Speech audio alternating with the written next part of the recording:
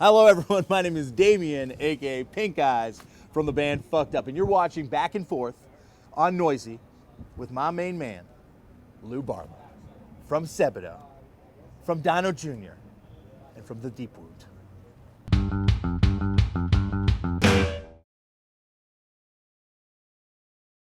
I've always wanted to ask you about way back when in the day, one of like the most infamous shows in the history of punk and hardcore, and like an infamous show for me is the Deep Wound Last Rite show. Was that the point where you're like, fuck, I hate hardcore now?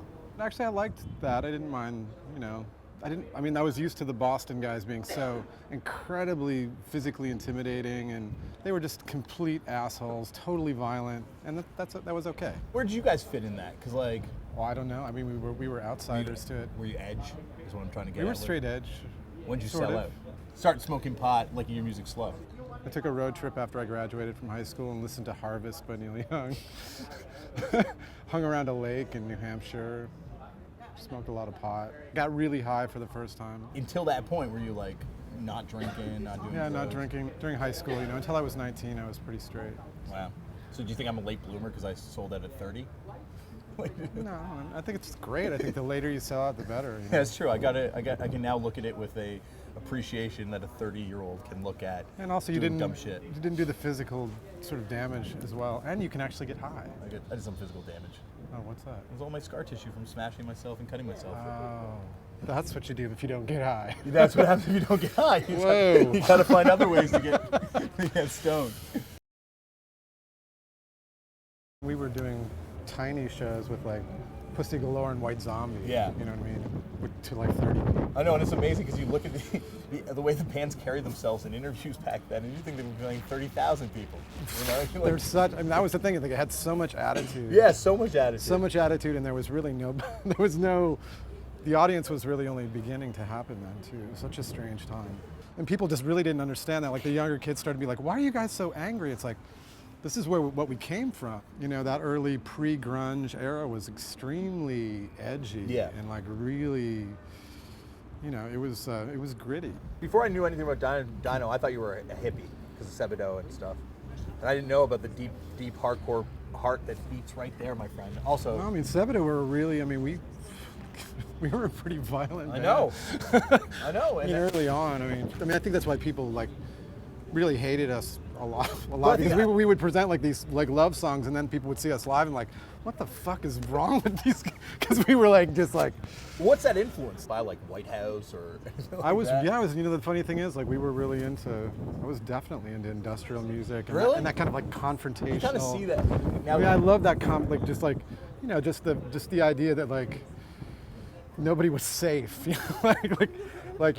someone on stage is equal to the person in the audience. Yeah, that's the other thing. absolutely. It's like there's an equality there, and that if you go up on stage and you pretend to be something you're not, that you're selling out. So you bring your reality of that day to stage. You know what I mean? So if that day happened to be a great day, I'm happy when I get on stage. But if that day was rough, then it's like everybody's going to know about it. But that New York scene was really edgy like that. And then it's a cinema transgression thing where it's just like the most like, fuck you, I like Charles Manson. Yeah, totally. And that would have been something I would have said about liking Charles Manson back then. But now I'm really glad I never said anything about liking Charles Manson. I had a swastika flag that I had my grandfather had gotten from Germany when he was in the war, and I was like, I actually considered just like using it once, just like to fuck people up. It's like, what'd be really fucked up is if you played like an acoustic show and fucking hung a swastika behind it. Like, people would lose it.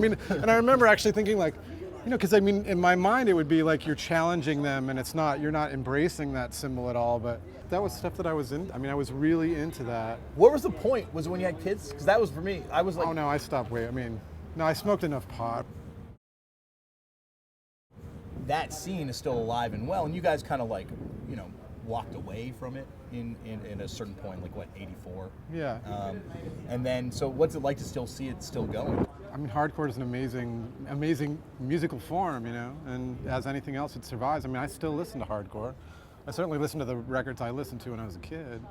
New hardcore to me isn't really that crazy.